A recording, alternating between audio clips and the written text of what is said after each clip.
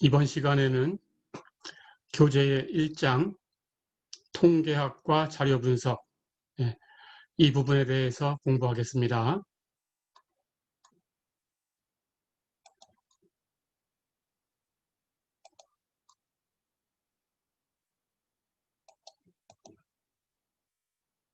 일 장 1절을 먼저 보겠습니다. 이번 학기에 이 교과목을 통해서 우리가 배울 내용은 확률과 통계학입니다.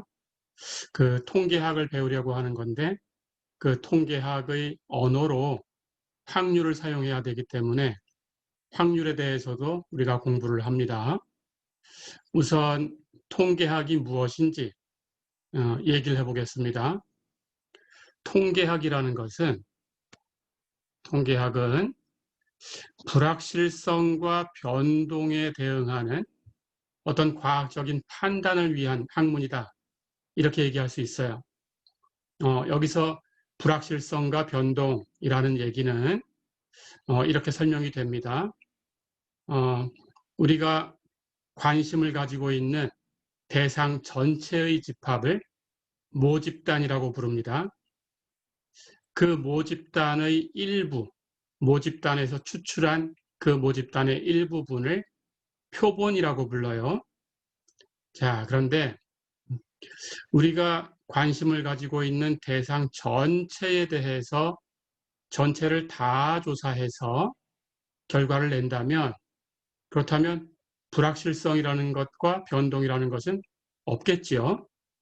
그래서 통계학이라는 것은 그런 상황에서는 필요하지 않을 수 있습니다.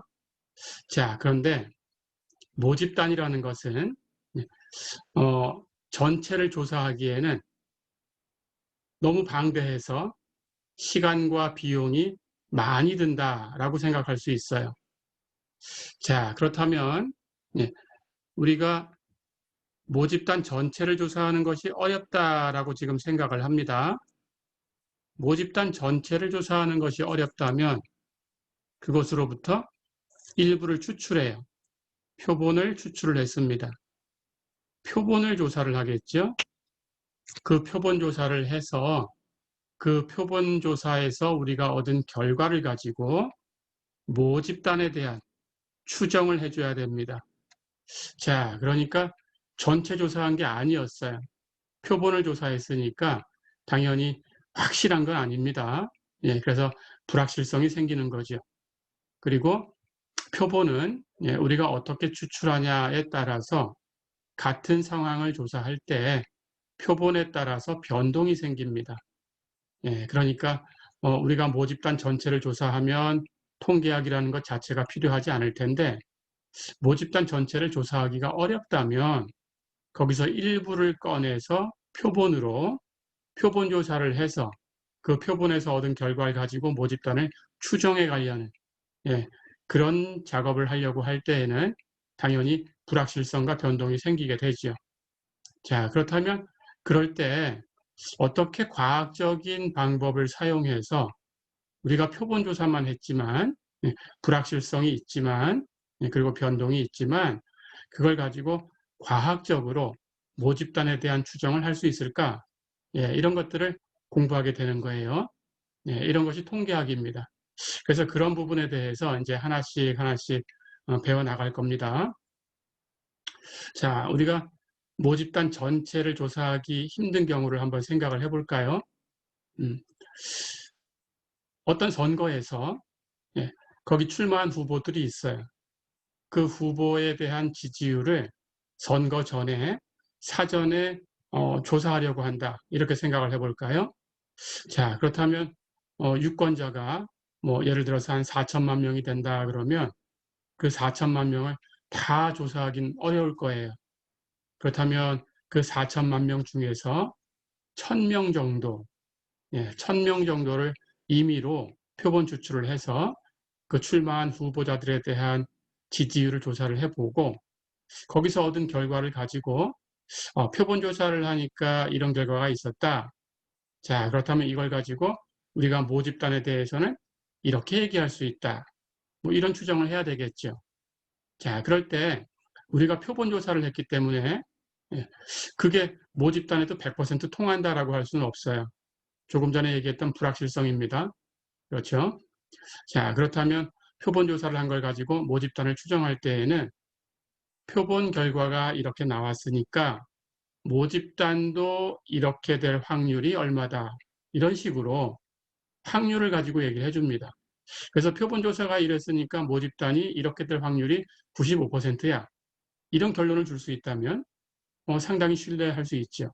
95% 정도가 된다 그러면 믿을만 합니다. 예, 그렇다면 나머지 5%에 대한 리스크는 있어요.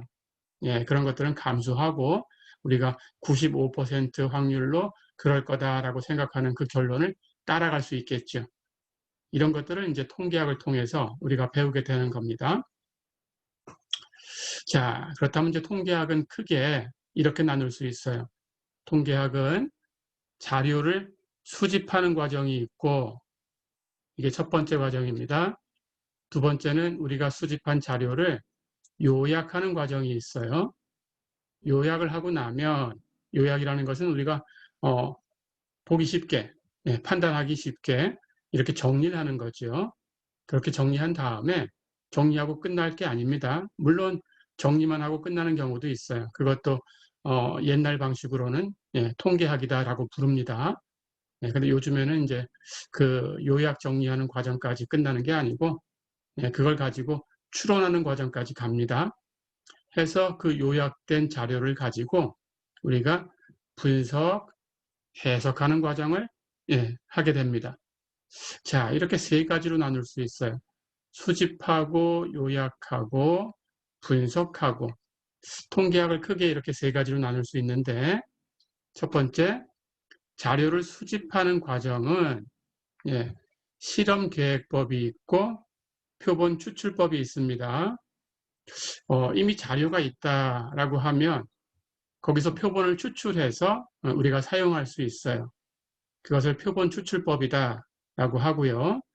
물론 표본을 추출할 때에는 좋은 표본을 얻어야 그래야 그 표본으로부터 얻은 결과에서 모집단을 추정하는데 우리가 좀 더 신뢰할 수 있는 결과를 얻을 수 있겠죠. 그 좋은 표본이라는 것은 모집단을 대표할 수 있는 표본이 돼야 된다. 이렇게 생각하면 됩니다. 우리나라의 평균 주택의 공급 가격이 얼마인가 이런 것들을 조사를 할 때 뭐 너무 비싼 지역에 가서 조사를 했다고 하면 대표성이 있다고 할 수는 없겠죠. 그래서 임의로 선택해서 골고루 선택되어야 대표성이 있다 이렇게 얘기할 수 있습니다. 그래서 표본은 모집단에 대한 대표성이 있어야 된다 이렇게 생각하면 돼요. 그리고 모집단의 원소들은 표본으로 추출될 확률이 모두 같아야 돼요. 어떤 원소가 추출될 확률이 다른 원소가 추출될 확률보다 2배 또는 3배가 된다. 이렇게 되면 좋은 표본이라고 할 수 없습니다. 그래서 우리는 좋은 표본을 선택했다라는 가정하에 이론을 펼쳐갑니다. 자, 그런데 자료가 없을 수도 있어요. 예를 들어서 어떤 제약회사에서 두통약이라고 해볼까요? 새로운 두통약을 개발을 했어요. 그렇다면 새로 개발한 약이기 때문에 임상 실험을 통해서 자료를 얻어야 되겠죠. 지금 만든 약인데 기존에 있던 자료가 있을 수는 없습니다. 자, 그렇다면 우리는 자료를 얻기 위해서 임상 실험을 해야 돼요. 실험을 통해서 자료를 얻는 거죠. 그런 것을 실험계획법이다라고 부릅니다. 그래서 자료를 수집하는 과정에는 실험계획법하고 표본추출법 이렇게 두 가지가 있어요. 그래서 자료를 수집하는 과정은 그냥 이 정도 있다라고만 배우고 우리가 이번 학기에 주로 배우려는 내용은 아닙니다. 우리가 주로 배우려는 내용은 두 번째, 자료를 요약하는 과정이 있다라고 했는데 자료를 요약하는 과정을 기술통계학이다라고 불러요. 자, 기술통계학은 자료를 요약하는 과정이니까 자료를 보기 좋게 정리하는 겁니다. 그래서 자료를 가지고 그래프를 그린다든지 또는 도수 분포표를 만들어 본다든지 이런 것들을 할 수 있겠죠. 또는 그림으로 그릴 수 있어요. 우리 다음 시간에 그림을 그려볼 텐데 그 중에 이제 상자 수염 그림이라는 걸 소개를 할 겁니다. 이렇게 그림으로 그려볼 수 있어요. 예. 또는 히스토그램을 만들어 볼 수 있어요. 히스토그램을 만들어 보면 히스토그램을 통해서 우리는 그 자료의 분포를 파악할 수 있습니다. 통계학을 위해서는 우리가 어떤 자료에 이제 표본 자료를 가지고 얘기할 거니까 통계량이라고 할 텐데 그 통계량의 분포를 조사를 해야 돼요. 그래서 통계량이 따라가는 분포가 있나 살펴보고 그 분포가 있다면 그 분포를 가지고 과학적인 판단을 해주면 됩니다. 그래서 가장 중요한 것은 자료의 분포예요. 그 자료의 분포에 대해서 주로 배운다 이렇게 생각하면 되겠습니다. 예, 기술 통계학이라는 것은 이렇게 자료를 요약하는 과정이고 그래프를 그린다든지 막대 그래프, 선 그래프 이런 것들 또는 도수 분포표를 가지고 도수가 얼마인가, 상대 도수가 얼마인가, 누적 도수가 얼마인가, 누적 상대 도수가 얼마인가 이런 것들을 조사해 볼 수 있고요. 예, 상자 수렴 그림을 통해서 이 자료의 제1 4분위 값이 얼마다, 중앙값은 얼마다, 제3 4분위 값은 얼마다, 예, 최대값, 최소값 얼마고 그리고 이 자료로부터 이건 버려도 된다 싶은 이상점은 있는가라는 것들을 파악할 수 있어요. 상자 수렴 그림은 나중에 한번 그려보겠습니다. 또는 막대 그래프의 위쪽 선 중점을 연결해서 분포가 어느 정도 된다라는 것을 그림으로 그려볼 수 있어요. 그것을 히스토그램이라고 합니다. 예, 이런 것들을 이제 기술 통계학이다라고 불러요. 요약하는 과정입니다. 자, 그 다음 우리가 이제 이번 학기에 주로 배우려고 하는 과정인데 자료를 분석, 해석하는 과정. 똑같은 얘기죠. 자료를 분석하는 과정이 있다라고 생각하면 됩니다. 그것을 추론 통계학이라고 부르고요. 우리가 이번 학기에 주로 배울 내용이다라고 생각해 주시면 됩니다. 추론 통계학에는 추정하는 것이 있어요. 조금 전에도 얘기를 했지만 표본을 통해서 결과를 냈으니까 그걸 가지고 모집단이 어떨 거다라는 추정을 해줘야 되겠죠. 추정을 못한다 그러면 표본 조사한 것이 소용이 없겠죠. 예, 그래서 추정하는 과정이 있고요. 그 다음 가설검정이라는 과정이 있습니다. 그래서 우리는 이번 학기 내용, 진도의 가장 뒷부분에 가면 추정과 가설검정을 배우고 이번 학기를 마치게 됩니다. 예, 해서 추정과 가설검정이라는 것이 있다. 이렇게 생각을 해주시고요. 추정은 예, 조금 전에 모집단 그리고 표본 얘기를 했는데 모집단의 특성을 수로 표현하는 것을 모수라고 불러요. 그리고 표본의 특성을 수로 표현한 것을 통계량이라고 부릅니다. 통계량을 통해서 모수를 추정하는 거예요. 자, 그런데 추정에는 그 모수의 값이 얼마일까라는 걸 추정하는, 값을 추정하는 점 추정이 있고요. 점 추정. 그리고 그 모수가 어떤 구간에 속해 있을 거야.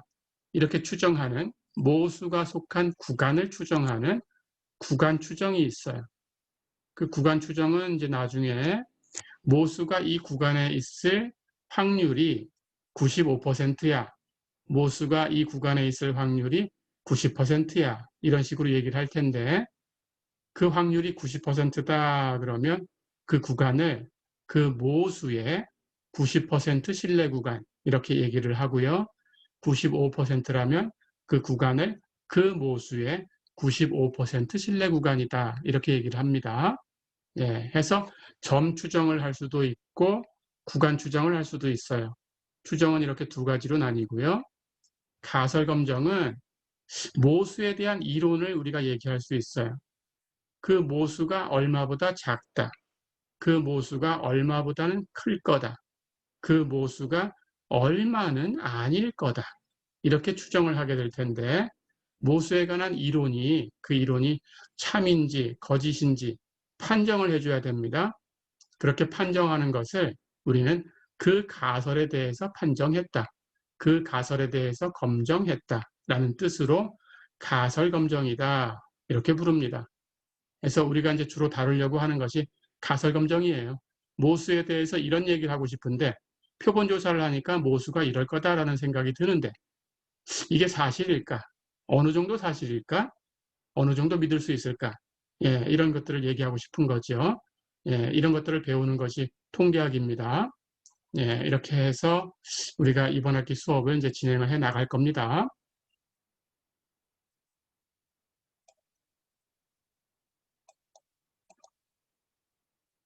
자, 그렇다면 조금 전에 얘기한 것처럼 통계학의 가장 기본적인 용어는 모집단과 표본이겠죠. 모집단이라는 것은 다 조사하면 좋겠지만 그 크기가 너무 방대하다라고 생각을 해주면 됩니다. 해서 시간과 비용이 많이 들 수 있다. 예, 그래서 모집단을 직접 조사하는 것은 어렵다. 이렇게 생각을 해주면 되고요. 그래서 그로부터 모집단의 부분집합이 되는 표본을 추출한다. 표본을 추출해서 우리가 얻고자 하는 결과를 얻고 그걸 가지고 모집단 전체가 어떨 거다라는 것을 판정한다. 예, 이렇게 생각해 주시면 됩니다. 그래서 통계학의 가장 기본적인 용어는 모집단과 표본이에요. 예, 우리는 모집단을 다 조사하지 못해요. 예, 아까 얘기한 것처럼 어떤 선거에서 유권자들의 그 출마한 후보들에 대한 지지율을 조사한다라고 하면 유권자 전체를 조사하지 못하고 예, 표본으로 1000명 이 정도를 선택을 해서 조사를 하고 그걸 가지고 모집단도 어떨 거다 이렇게 추정을 하는 거다라고 했죠. 예, 또는 어떤 자동차 회사에서 신차를 개발해서 만들어냈어요. 자, 그런데 이제 충격 실험을 통과해야 판매를 할 수 있습니다. 그렇다면 차량의 충격 시험을 우리 차가 이 정도 안전하다라는 걸 보여주기 위해서 충격 실험을 할 텐데요. 새로 생산해낸 그 자동차를 전부 충격 실험을 해서 다 부술 수는 없죠. 자, 그렇다면 한 대나 두 대 정도를 가지고 임의로 추출해서 한 대나 두 대를 임의로 추출해서 충격 실험을 할 거예요. 예, 그러니까 표본 조사를 통해서 우리가 모집단을 얘기해야 된다. 이런 상황이 생기는 거지요. 예, 그래서 통계학의 기본적인 용어는 모집단과 표본이다. 예, 이렇게 알고 있으면 됩니다. 조금 전에도 얘기했지만 모집단이라는 것은 우리가 관심을 가지고 있는 대상 전체의 집합이다 라고 생각을 해주면 됩니다. 자, 그러니까 우리가 관심을 가지고 있는 대상 전체가 작은 집합일 수도 있고 아주 방대한 집합일 수도 있어요. 그러니까 모집단이라고 해서 크기가 항상 커야 된다라는 건 아닙니다. 예, 작을 수도 있어요. 예, 그런데도 표본을 통해서 조사할 필요가 있을 때도 있고 조금 전에 충격 실험처럼 아니면 전체를 다 조사할 수 있다면 그땐 통계학이라는 것이 필요 없다. 이렇게 얘기를 했습니다. 예, 그렇게 알아두시면 되겠어요. 그래서 우리는 모집단으로부터 항상 표본 조사를 해야 되는 상황, 이런 상황을 공부하고 있다. 이렇게 생각하면 되겠습니다. 예, 우리의 관심 대상, 예, 전체의 집합을 모집단이라고 한다. 그 일부분, 부분 집합, 그것을 표본이라고 한다. 이렇게 생각해 주면 되겠습니다. 자, 그럼 이제 이번 학기 우리가 무엇을 공부할 건가라는 얘기를 할 텐데요. 예, 우리는 이런 모집단에 대해서 또는 표본에 대해서 주로 이제 배우려고 하는 것이 평균, 분산, 표준편차, 비율 이것입니다. 예, 그래서 이번 학기 내내 배우는 것이 평균에 관한 이론, 분산에 관한 이론, 예, 표준편차에 관한 이론, 비율에 관한 이론이다. 이렇게 생각해 주시면 되겠어요. 조금 전에도 얘기한 것처럼 모집단에 대한 정보를 수로 표현한 그 값을 모수라고 부르고요. 표본에 대해서 그 특성을 수로 표현한 것을 통계량, statistics, 통계량이라고 부릅니다. 모수, parameter, 통계량, statistics 이렇게 부릅니다.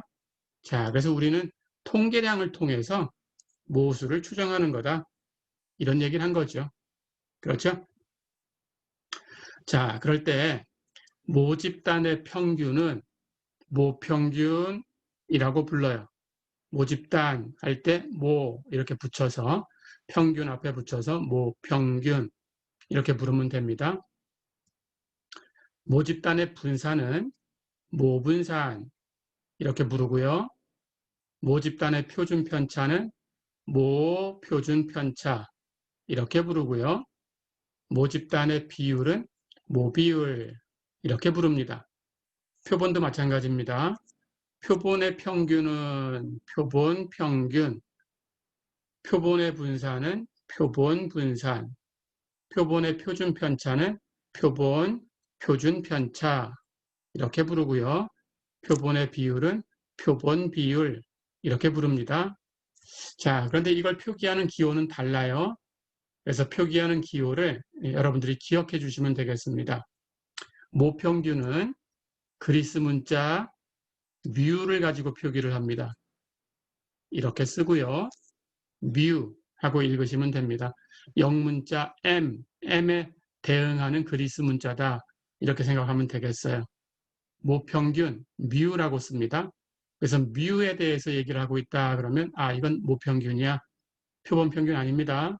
모평균입니다. 뮤라고 써요. 모분산 역시 그리스 문자를 이용해서 표기를 하는데요. 시그마 제곱이라고 씁니다. 시그마 제곱 예, 이렇게 씁니다. 이것은 모분산입니다. 표준 편차는 분산의 루트를 씌운 값이에요. 자, 그러니까 시그마 제곱에 루트를 씌워주면 됩니다.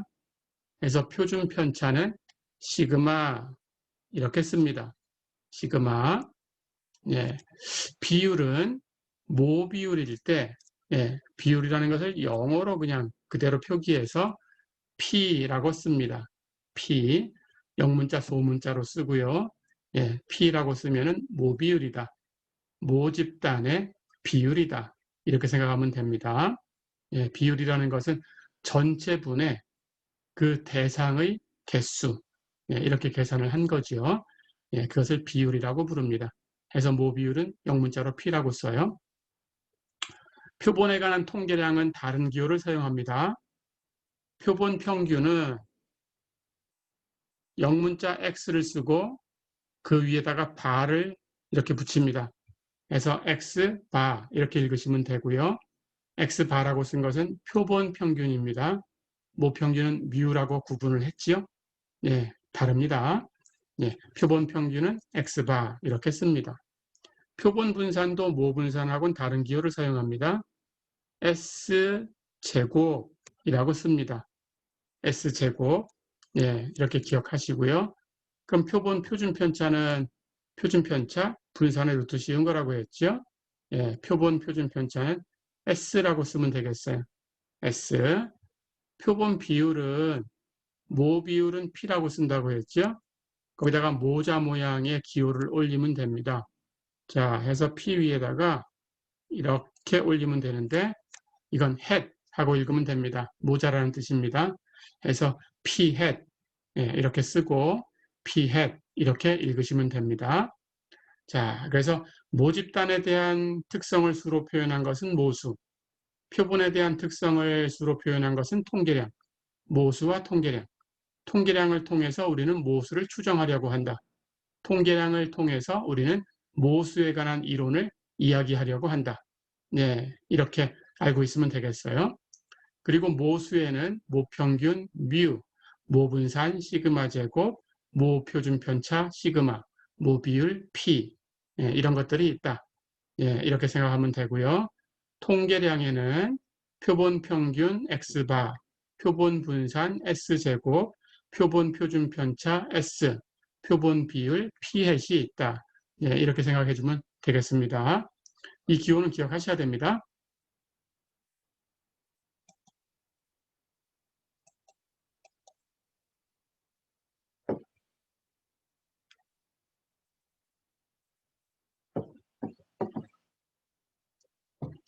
자, 그럼 1장 5절을 먼저 보겠습니다. 예, 1장 5절은 이산형 자료와 연속형 자료, 예, 이렇게 자료를 나누어 놓았는데 우선 예, 여기 교재에서 한 것처럼 이산형 자료, 연속형 자료 이것만 얘기할 건 아니고요. 뒤에서 배울 거니까 자료를 우리가 이 교재에서 사용하는 범위 정도만 예, 다뤄보겠습니다. 자, 그래서 자료라는 것은 우리가 얻은 정보예요. 예, 우리가 자료를 수집하고 요약하고 분석하는 것을 통계학이다라고 했지요. 예, 그래서 우리가 처음에 자료를 수집을 해야 돼요. 예, 우리가 수집한 그 정보가 있겠죠. 그것을 자료라고 불러요. 자, 그러니까 실험이나 조사를 통해서 우리가 얻은 명확한 정보, 예, 그것을 자료다라고 생각해 주면 됩니다. 자료는 실험이나 조사를 통해서 우리가 얻은 정보다. 예, 이렇게. 자, 그런데 우리가 통계학을 공부하면, 예, 우리가 얻은 이 자료에 따라서 이 자료가 어떤 자료냐라는 것에 따라서 우리가 사용해야 되는 그 통계적인 과정이 다른 과정이에요. 그래서 자료를 구분할 수 있어야 됩니다. 이것이 어떤 자료인가라는 걸 구분해야 되는데요. 우선 필요한 만큼만 우리가 자료를 구분해 보겠습니다. 예, 자료는 그 형태와 측정 수준에 의해서 구분할 수 있어요. 형태에 의해서 자료를 구분하면 우리는 범주형 자료하고 수치형 자료로 나눌 수가 있습니다. 예, 이렇게 두 가지로 나눌 수가 있어요. 측정 수준에 의해서 자료를 구분하면 수치적인 자료를 다시 더 구분할 수 있어요. 여기 제목처럼 이산형 자료와 연속형 자료로 나눌 수가 있습니다. 이렇게 나눌 수가 있어요. 자, 그래서 우리는 자료를 크게 범주형 자료와 수치형 자료로 나눈다. 이렇게 알고 있으면 되고요. 수치형 자료는 어떤 종류냐에 따라서 이산형 자료와 연속형 자료로 나눈다. 이렇게 생각하면 됩니다. 그래서 자료가 이산형일 때하고 연속형일 때하고 예, 여러분들이 사용하는 그 통계량이 따라가는 분포가 달라질 수 있어요. 그래서 그 자료에 따라서 다른 분포를 사용하시면 됩니다. 예, 그래서 우선 자료가 어떤 자료인가 예, 구분할 수 있어야 되겠고요. 자, 그래서 그 구분하는 그 과정을 다시 한번 얘기를 해보겠습니다. 예, 범주형 자료다라는 것은 자료의 성질로 표현하는 거예요. 그 자료의 특성을 수로 표현하는 것이 아니고 성질로 표현하는 거예요. 예를 들면 혈액형을 구분할 수 있어요. 혈액형을 A형, B형, O형, AB형, 그리고 RH 플러스냐 마이너스냐를 가지고 더 구분을 한다면 8개로 크게 구분할 수 있겠죠. 예, 그 혈액형을 구분한 것은 수로 표현할 수가 없는 거죠. 물론 뒤에 가서 이제 함수를 줘서 거기에다가 어떤 점수를 준다라고 생각하고 수를 대응시킬 수는 있습니다. 그런데 우선 혈액형을 조사한다 그러면 수로 표현하는 건 아니에요. 예, 이렇게 특성을 가지고 표현한 것을 범주형 자료다 이렇게 부릅니다. 어떤 클래스에서 그 구성이 되는 학생들의 머리카락 색깔을 가지고 구분해 볼 수도 있겠어요. 그렇다면 검은색, 흰색, 금색 또는 붉은색 예, 이렇게 구분할 수 있겠죠. 등등 다른 색도 있습니다. 그렇죠? 예, 이렇게 구분할 수 있겠죠. 이것은 수를 대입한 것이 아니고 예, 어떤 특성을 가지고 구분을 한 거죠. 이런 자료가 예, 범주적인 자료다 이렇게 생각하면 됩니다. 물론 건강 상태를 가지고 건강 상태가 양호하다 아니면 양호하지 않다 이렇게 두 가지로 구분할 수도 있겠죠. 그렇죠? 병원에서 환자가 왔을 때 예, 건강 상태를 가지고 그 환자를 구분할 수 있겠죠. 그렇다면 이런 자료도 범주형 자료다 이렇게 생각하면 됩니다. 또는 그 학급 구성원 학생들의 성별을 가지고 학생들을 구분할 수 있겠죠.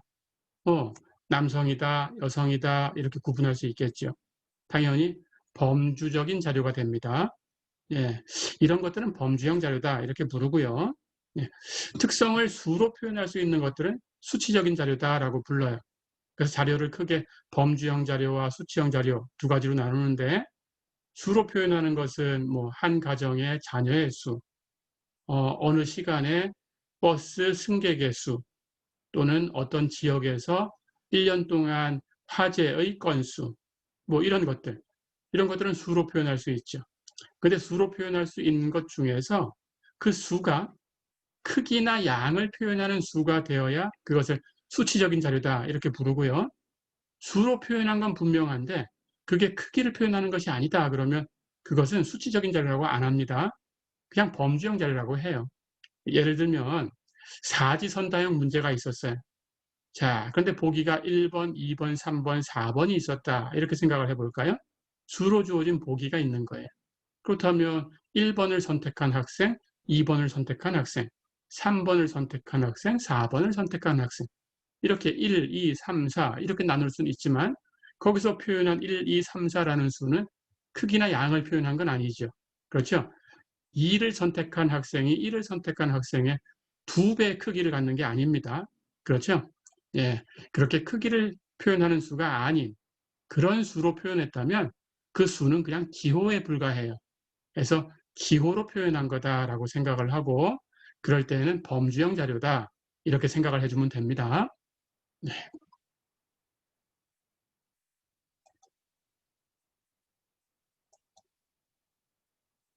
자, 그래서 정리를 해볼게요.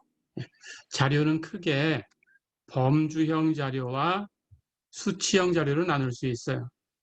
조금 전에 얘기한 것처럼 범주형 자료는 크기나 양을 나타내지 않는 숫자, 이건 범주형 자료라고 했습니다. 또는 기호, 또는 문자, 이런 것 등으로 나타낼 수 있는 자료다. 이렇게 얘기를 했죠. 그러니까 어떤 성질을 나타내는 거다. 이렇게 생각해 주시면 됩니다. 예, 예를 들면 결혼 상태, 이것은 범주형 자료가 되겠죠. 예, 결혼 상태를 표시했다 그러면 그룹을 결혼했다, 기혼, 결혼 안 했다, 미혼 이렇게 두 가지로 나눌 수 있겠어요. 그렇죠? 자, 그렇다면 두 개의 범주로 나눈 거죠. 자료를. 기혼이다, 미혼이다 이렇게 나눴으니까 예, 그렇다면 이것은 범주형 자료다 이렇게 생각해 주시면 됩니다. 혈액형 이것도 범주형 자료다. 조금 전에 얘기했듯이 A형, B형, O형, AB형, RH 플러스냐 마이너스냐 이렇게 나눠볼 수 있어요. 예, 그렇다면 8개 정도로 나눌 수 있다. RH 플러스 마이너스를 생각하지 않는다면 예, 4개로 나눌 수 있다. 4개의 범주로 나눌 수 있죠. A형, B형, O형, AB형 예, 이렇게 나눠볼 수 있어요. 범주형 자료입니다. 그 특성을 가지고 나눈 거죠. 예. 또는 시험 문제 답이 OX로 표기하는 답이다. 그렇다면 당연히 두 개의 범주로 나뉘지요.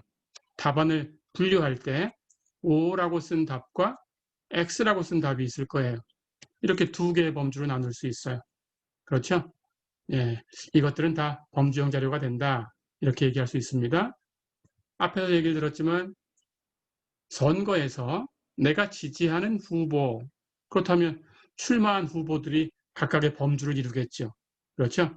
예, A 후보, B 후보, C 후보 이런 식으로 해서 출마한 후보들을 다 나열해주면 되겠어요. 예, 그러니까 이것도 범주형이다 이렇게 생각하면 됩니다. 또는 어떤 범죄의 유형을 예, 이렇게 구분을 해봤어요.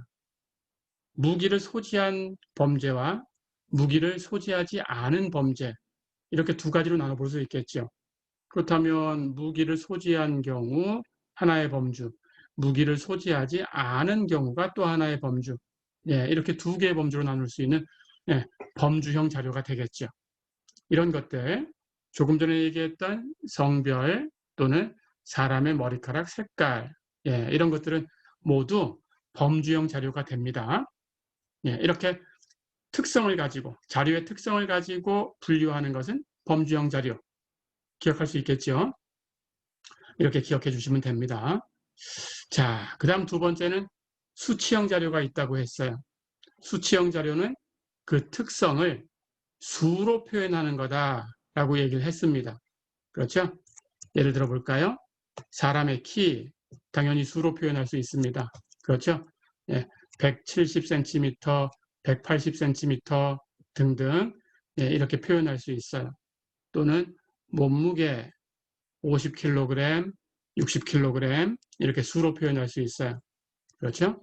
한 가정의 자녀의 수, 어떤 가정에 자녀가 없으면 0, 자녀가 한 자녀가 있으면 1, 두 자녀가 있으면 2, 이렇게 수로 표현할 수 있죠. 예, 수치형 자료가 맞습니다. 그렇죠? 그리고 0, 1, 2 이런 것들은 당연히 크기나 양을 표현하는 거죠. 그렇죠? 0이 표현하는 것은 한 사람도 없다라는 뜻이고 1이 표현하는 것은 한 사람이 있다라는 것이고 2가 표현하는 것은 두 사람이 있다라는 것이고 그렇죠? 네, 2가 표현하는 것은 1의 두 배다. 크기를 표현하니까 이렇게 얘기할 수 있어요. 그렇죠? 자, 그렇다면 크기나 양을 표현하는 수로 표현한 거니까 당연히 수치형 자료다. 이렇게 생각해 주면 됩니다. 어떤 특정 시간 버스에 있는 승객의 수. 예, 이번 시간에 배차된 그 버스 안에 예, 승객이 30명이 있었다. 50명이 있었다. 예, 이렇게 수로 표현할 수 있겠죠. 수치형 자료입니다. 또는 전자제품의 수명. 전자제품의 수명을 1년, 2년, 3년 이렇게 표현할 수 있어요. 또는 개월수로 해서 22개월, 뭐 37개월 이런 식으로 표현할 수 있겠죠. 수명이 그렇게 된다. 이렇게 표현할 수 있겠죠. 예, 수로 표현할 수 있습니다. 당연히 크기나 양을 표현하는 숫자고요. 그렇다면 이것은 수치형 자료가 되겠죠.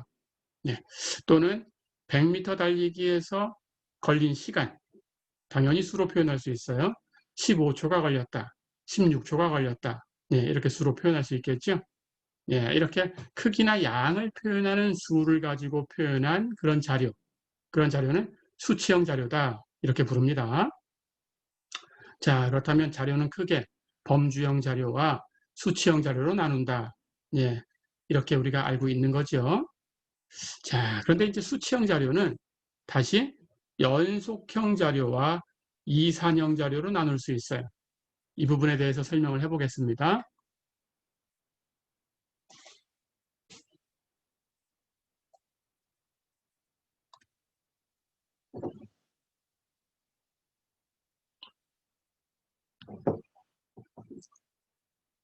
우선 연속형 자료입니다. 예, 연속형 자료는 그 수가 실수 전체의 집합에 어떤 구간이 있을 거예요. 그 구간 안에 있는 모든 수를 대응시킬 수 있는 그런 자료는 연속형 자료다. 이렇게 부릅니다. 자, 예를 들어서 전자제품의 수명 이런 것들은 연속형 자료로 취급해 주셔야 돼요. 100m 달리기에서 기록된 시간 이것도 연속형 자료로 취급해 주셔야 됩니다. 체중 또는 길이 또는 사람의 키 이런 수들은 연속형 자료다 이렇게 생각을 해 주셔야 돼요. 자, 예를 들어서 어떤 전자제품이 뭐 휴대폰이라고 한번 해볼까요? 휴대폰이 하나 있어요. 그 휴대폰의 수명을 우리가 이번에는 1년 쓰고 휴대폰을 바꿨다. 1년 쓰고 고장이 났다. 1년 또는 2년 쓰고 고장이 났다. 이렇게 표현할 수 있겠지만 그 사이에 수명이 없으란 법은 없어요. 그렇죠? 1년 사용할 수도 있고 2년 사용할 수도 있지만 1년 6개월 정도 사용할 수도 있고 1년 3개월 정도 사용할 수도 있고 사람에 따라서 그렇죠? 한 400일 정도 사용할 수도 있고 예, 그 사이에 있는 것들을 다 이렇게 나올 수 있는 값이다라고 생각해 주면 되는 거예요. 1년 수명인 것과 2년 수명인 것밖에 없다. 이렇게 생각하면 안 됩니다. 그 사이에 수명이 있는 제품들이 모두 있다라고 생각을 해주는 거예요. 그래서 이것은 연속형 자료로 취급을 해줍니다. 사람의 키도 마찬가지예요.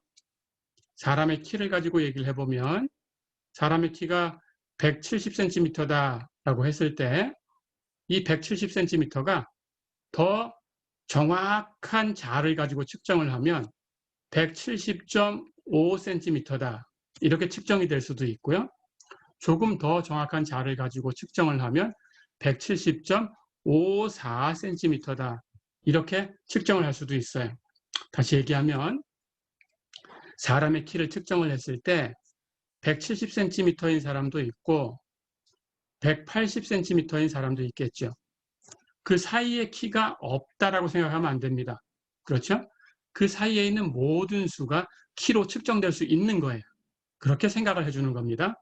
그래서 175cm가 있을 수 있고 171cm가 있을 수 있고 더 잘게 측정을 하면 170.5cm가 있을 수 있고 그렇죠?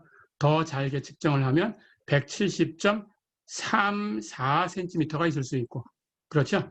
예, 이렇게 무수히 많은 값들이 사람의 키로 전부 측정될 수 있다. 이렇게 생각을 해주는 거예요.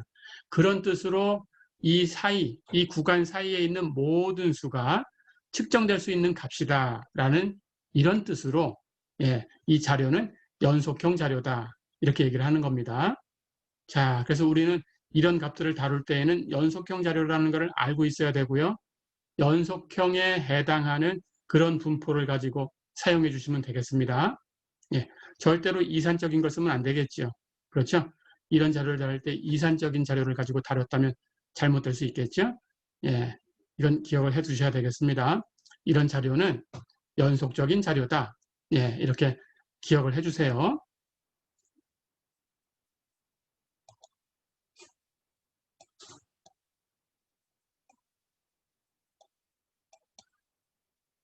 자, 그렇다면 이산형 자료는 뭐냐? 이산형 자료는 아까 얘기한 것처럼 예, 어떤 값과 어떤 값 사이에 그 사이에 있는 값이 있어서는 안 되는 거예요. 이번에는. 그래서 아까 얘기한 것처럼 예, 한 가정의 자녀의 수는 없으면 0, 한 자녀일 때는 1, 두 자녀일 때는 2, 세 자녀가 되면 3, 이렇게 숫자가 건너뛰면서 가고 있죠. 그렇죠? 0에서 1로 건너뜁니다. 1에서 2로 건너뜁니다. 2에서 3으로 건너뛰고 그럴 때 0과 1 사이에 있는 수는 없어요. 그렇죠? 1과 2 사이에도 없어요. 2와 3 사이에도 아무 수도 없어요. 그렇죠? 예, 이렇게 어떤 값에서 어떤 값으로 건너뛰면서 표기할 수 있는 그런 자료, 그것을 이산형 자료다 이렇게 얘기를 합니다. 예, 그러니까 셀 수 있는 거죠. 0, 1, 2, 3 이렇게 번호를 붙일 수 있으니까 셀 수 있어요. 예, 카운터블 우리가 셀 수 있는 자료다 이렇게 생각해 주시면 됩니다. 셀 수 있다라는 것은 정수 전체의 집합과 대응시킬 수 있다라는 뜻입니다. 예, 자연수 전체의 집합 1, 2, 3, 4, 5 셀 수 있어요. 번호를 붙일 수 있어요. 정수 전체의 집합 0, 1, 마이너스 1, 2, 마이너스 2, 3, 마이너스 3 이렇게 계속해 나갈 수 있어요. 번호를 붙일 수 있죠. 그렇죠? 유리수 전체의 집합 번호 붙일 수 있습니다. 0, 그 다음에는 1분의 1, 1분의 2, 1분의 3 이런 식으로 계속 가면 됩니다. 예, 그 순서대로 가고 싶으면 1분의 1 이렇게 가서 예, 그 다음에는 1분의 2 이런 식으로 가고 2분의 1 이렇게 돌아오면 됩니다. 예, 그 다음 1분의 3 이렇게 가고 그 다음에는 3분의 1, 예, 2분의 2 이런 식으로 예, 번호를 붙여주면 되겠어요. 그래서 교대로 이렇게 하나씩 하나씩 순서대로 번호를 붙일 수 있는 경우를 셀 수 있다 이렇게 얘기를 합니다. 그래서 유리수 전체의 집합까지는 셀 수 있어요. 하지만 실수 전체의 집합은 셀 수 없어요. 그러니까 유리수 전체의 집합에 있는 개수만큼 이만큼은 셀 수 있다 이렇게 생각하시면 되고요. 그걸 넘어서면 실수 전체의 집합에서 뭐 예를 들어서 0부터 1까지 어떤 구간을 가지고 왔어요. 그 구간에 있는 모든 수를 셀 수 없습니다. 예, 실수 전체 집합으로 가면 셀 수 없다. 이렇게 구분하시면 되겠어요. 예, 해서 셀 수 있는 정도의 자료, 예, 번호를 붙일 수 있는 자료, 이것을 이산형 자료다. 이산형 자료는 어떤 값과 그 다음 값 사이에는 아무것도 없다. 네, 이렇게 생각하면 되겠습니다. 금방 예를 들어본 것처럼 한 가정에 자녀의 수가 있었죠. 어떤 도시의 하루의 교통사고의 건수, 교통사고가 그 하루에 한 건도 없었으면 0, 한 건 있었으면 1, 두 건이 있었으면 2, 이렇게 대응시킬 수 있네요. 어떤 지역의 1년 동안 화재 건수, 어떤 지역에서 1년 동안 화재가 난 그 사고를 세어보니까 그 해에는 예를 들어서 12건이 있었다. 또는 15건이 있었다. 예, 이렇게 번호를 붙일 수 있겠죠. 이런 것들이 이산형 자료입니다. 또는 어느 휴대폰 통신사의 하루 통화량, 예, 하루 통화량이 20만 건이었다. 30만 건이었다. 예, 이렇게 수를 대응시킬 수 있겠죠. 예, 이런 것들은 그 사이에 있는 수는 없어요. 그렇죠? 통화량하고 얘기하는데 12.5 이렇게 얘기할 수는 없어요. 0.5 통화라는 건 없습니다. 한 통화, 두 통화 이렇게 세는 거니까.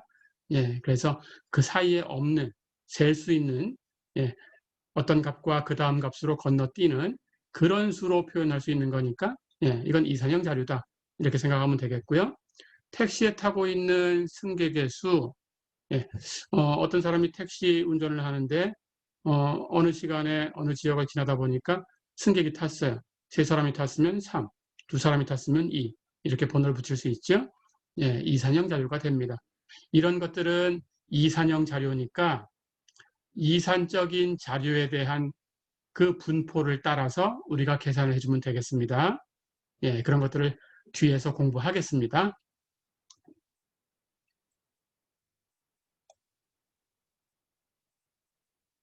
자, 이 정도로 이제 우리가 자료에 대한 것을 살펴봤고요. 예, 이제 우리가 앞에서 얘기한 것처럼 예, 어떤 자료가 주어졌을 때 그 자료에 대해서 예, 평균 또는 분산, 표준 편차, 그리고 비율 예, 이런 것들에 대한 이론을 만들어 나간다라고 했었죠. 그런 것들을 공부하겠습니다. 우선 1장 3절에 있는 내용을 공부할 텐데요. 표본 평균과 중앙값에 대해서 배우겠습니다. 예, 자료에 대해서 평균이 얼마냐, 중앙값이 얼마냐 이런 것들을 계산하고 싶은 건데요. 평균이나 중앙값 하는 것은 자료의 중심 위치를 얘기를 해주는 거예요. 그래서 중심 위치를 얘기한다. 자료가 어느 정도에 있다. 어느 정도가 중심이다. 라는 뜻으로 그런 값들을 위치를 표현하는 거죠. 위치의 척도다. 이렇게 얘기를 하고요. 평균, 중앙값 이런 것처럼 중심 위치를 얘기하는 이런 값을 중심 경향 측도라고 얘기를 합니다. 뒤에 가서 이제 다음 시간에 분산, 표준 편차 이런 것들을 배울 거예요. 분산이나 표준 편차는 미리 얘기하면 자료가 어느 정도 흩어져 있는가라는 걸 얘기를 해줍니다. 흩어짐의 정도, 산도 해서 산도의 측도다라고 불러요. 그래서 분산, 표준 편차라는 것은 흩어짐을 표현하는 변이 측도고요. 평균, 중앙값 또 하나 있습니다. 최빈값이라는 것이 있어요. 가장 많이 나타난 값이라는 뜻인데 그렇게 세 가지 값은 자료의 중심 역할을 한다라는 뜻으로 중심 경향 측도다 이렇게 부릅니다. 예, 그래서 우리는 자료에는 중심 경향 측도가 있고 변이 측도가 있다. 예, 이렇게 생각해 주면 되겠어요. 예, 뒤에서 또 공부를 하겠습니다. 자, 그래서 표본 평균과 중앙값에 대해서 얘기를 할 텐데 자료를 하나 가지고 왔어요. 그리고 이 자료에 대해서 평균과 중앙값을 계산해 보려고 하는 거예요. 예, 옆에 표를 보면 여기 무질소라고 쓰여 있고요. 여긴 질소라고 쓰여 있어요. 예, 이것은 이렇게 얻은 자료입니다. 붉은 떡갈나무 묘목 10그루씩, 무질소의 10그루, 질소의 10그루, 이렇게 10그루씩 두 개 표본을 추출해서 한쪽에는 질소를 함유시키고 또 한쪽에는 질소 없이 그냥 온실에다가 심었어요.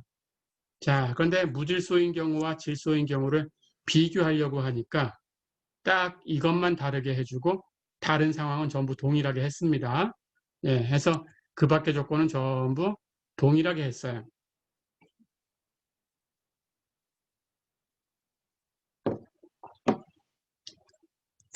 다른 조건은 다 동일하게 하고 피솔리투스 틴토루스라는 균류를 함유를 시켰어요. 그리고 얼만큼 자라는지 측정을 합니다. 140일 후에 그 자란 줄기의 무게를 측정을 해서 표로 만들었습니다. 단위는 그램이고요. 그 표가 이렇게 오른쪽에 있습니다. 그래서 무질소인 경우가 이렇게 10개 자료가 있어요. 예, 질소를 함유시킨 경우도 이렇게 10개 자료가 있습니다. 이렇게 자료를 가지고 왔어요. 예, 이제 표본 평균 그리고 중앙값에 대해서 정의를 하고 계산을 한번 해보겠습니다.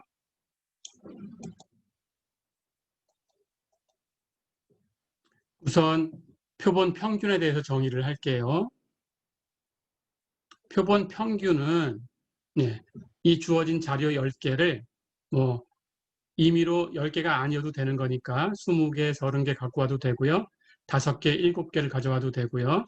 그래서 임의적으로 n개다라고 해서 x1부터 xn까지 번호를 붙여보겠습니다. 그럼 첫 번째 자료는 x1, 두 번째 자료는 x2 이렇게 가면 되고요. 마지막에 있는 n번째 자료는 xn 이렇게 표기를 했다고 생각하면 됩니다. 자, 표본 평균은 아까 얘기를 했듯이 기호로는 x바라고 쓰고요. 정의는 이렇게 합니다. 자료 n개 자료를 전부 더해줘요. x1부터 xn까지. 그리고 그것을 자료의 개수 n으로 나눕니다. 이 자료의 개수를 표본의 크기라고 부릅니다. 표본의 크기 이렇게 소문자 n으로 표기를 합니다. 기억을 해두시면 되겠어요. 그래서 n분의 x1 플러스 x2 플러스 점점점 플러스 xn 예, 이렇게 정의를 합니다. 시그마 기호를 쓰면 시그마 i는 1부터 n까지 n분의 xi 이렇게 쓸 수 있어요. 자, 그럼 표본 평균이라는 것은 자료를 다 더해서 개수로 나눈 거다. 이렇게 정의된 거다라고 지금 배운 겁니다. 계산을 한번 해볼까요?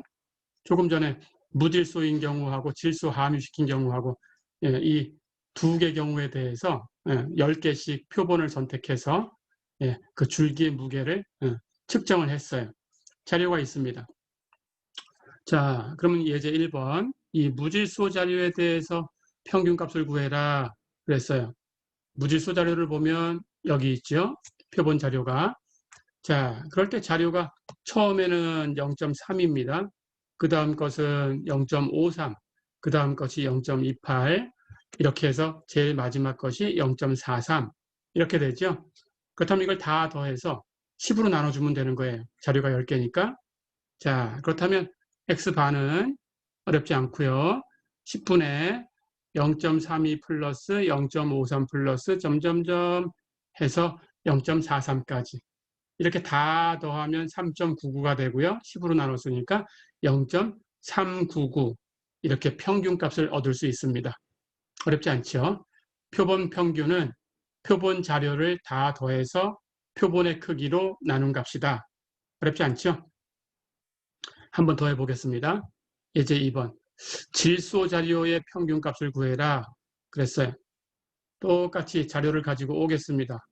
질소를 함유시킨 경우 자료가 여기 있죠. 예, 그 줄기의 무게를 재봤을 때 0.26, 0.43, 마지막에는 0.46이었어요. 그렇죠? 그렇다면 그걸 다 더해서 역시 자료는 10개였으니까 표본의 크기 10으로 나눠주면 됩니다. 그래서 10분의 0.26 플러스 0.43 플러스 점점점 0.46까지. 그렇죠? 예, 다 더하면 5.65가 되고요. 10으로 나눴으니까 0.565 이렇게 됩니다. 어렵지 않지요? 예, 이렇게 표본 평균을 계산을 해봤습니다. 기호는 x바라고 쓴다 잊지 마시고요. 표본 평균을 구하는 답에는 x바는 얼마 이렇게 여러분들이 적어야 되겠죠.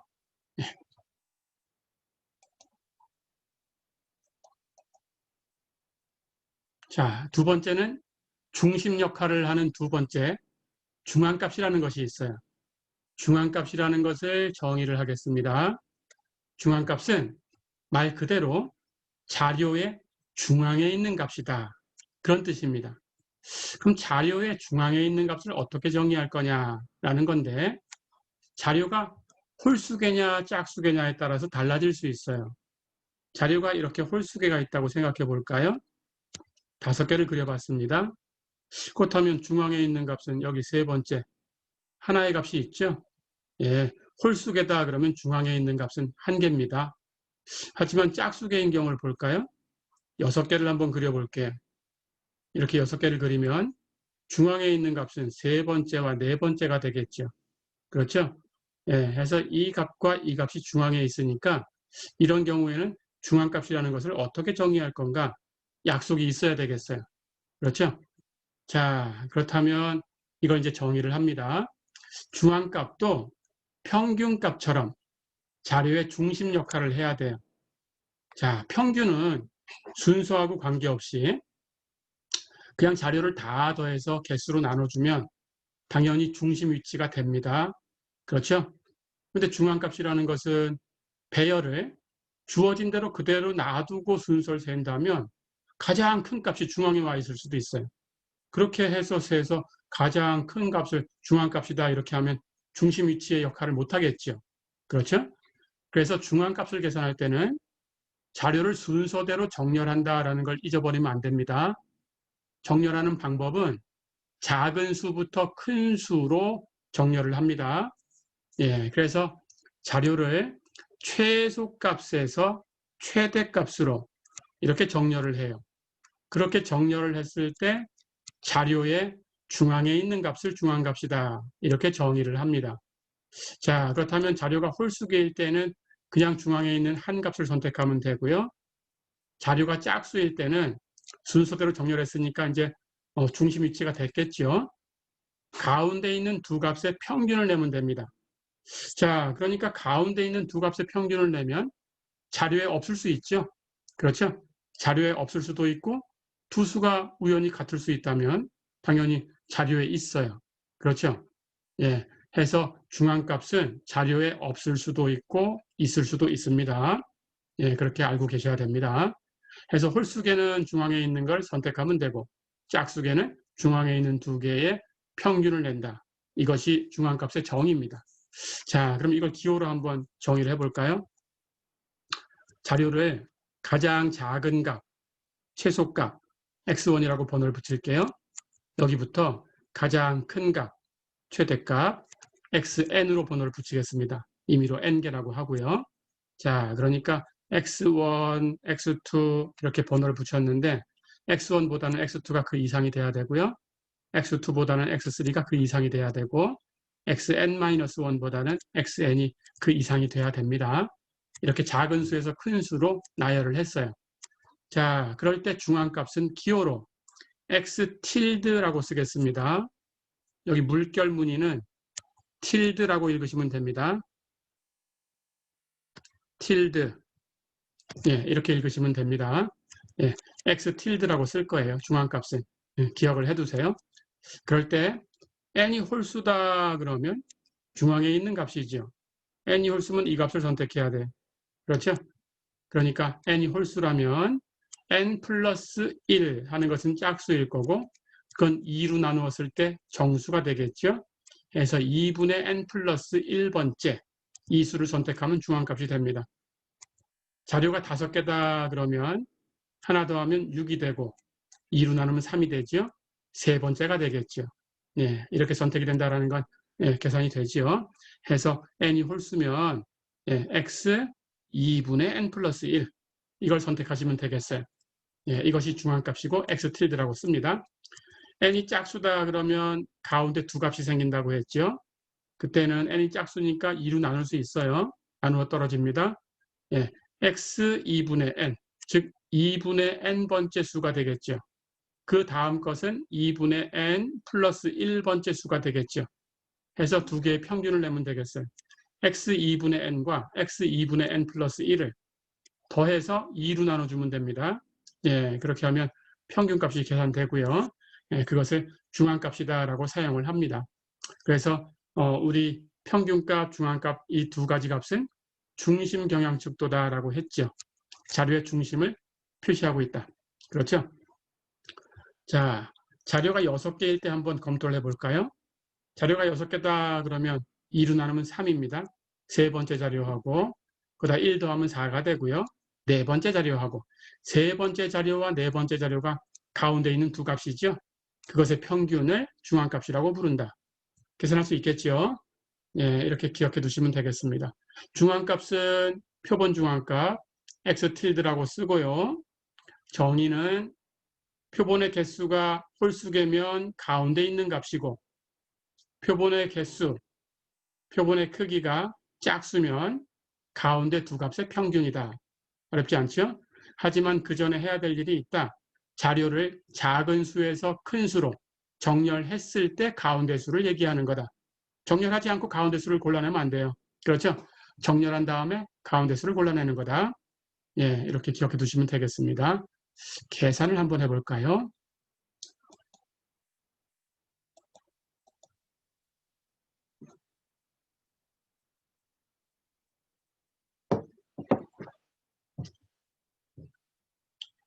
조금 전에 예를 들었던 자료, 무질소 자료와 질소 자료, 이 두 개의 자료를 가지고 우리 중앙값을 한번 계산을 해보고 예, 이번 시간은 마무리하도록 하겠습니다.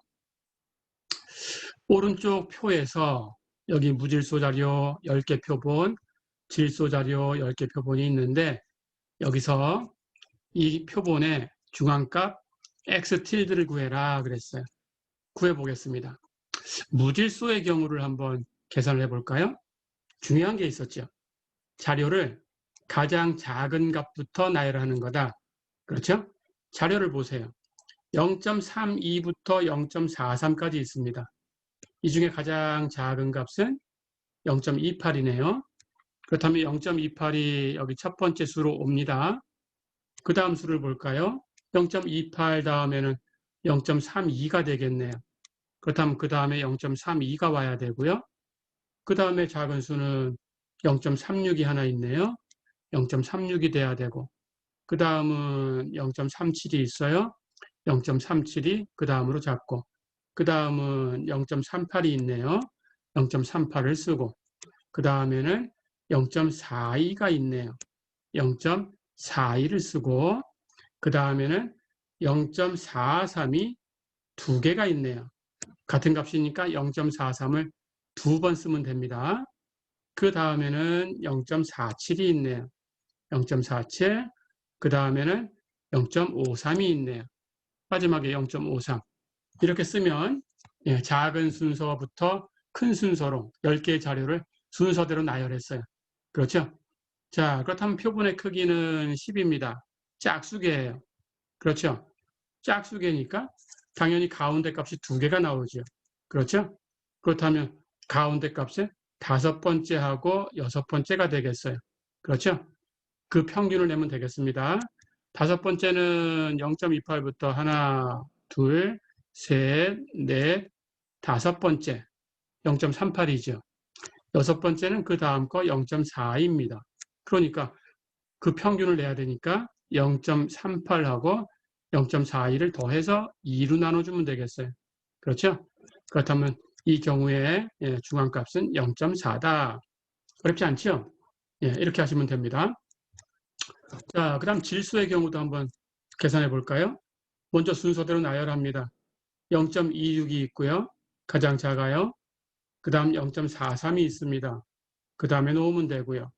그 다음에는 0.46이 있네요. 그 다음에 0.46을 두고요.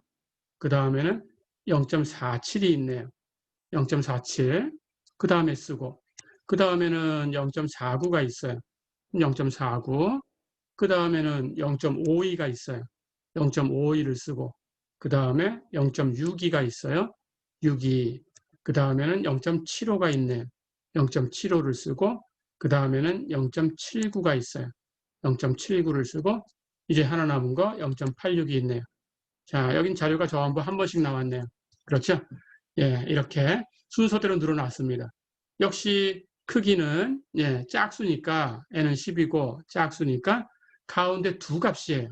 다섯 번째와 여섯 번째 평균을 내면 되고 다섯 번째는 하나, 둘, 셋, 넷, 다섯 번째 0.49, 여섯 번째는 0.52네요. 그렇죠? 그렇다면 0.49하고 0.52의 평균을 낸 이 값 계산하면 0.505입니다. 이 값이 자료의 중앙값이다. x tilde라고 쓴다. 어렵지 않았죠? 이번 시간은 여기까지 하겠습니다. 수고했습니다.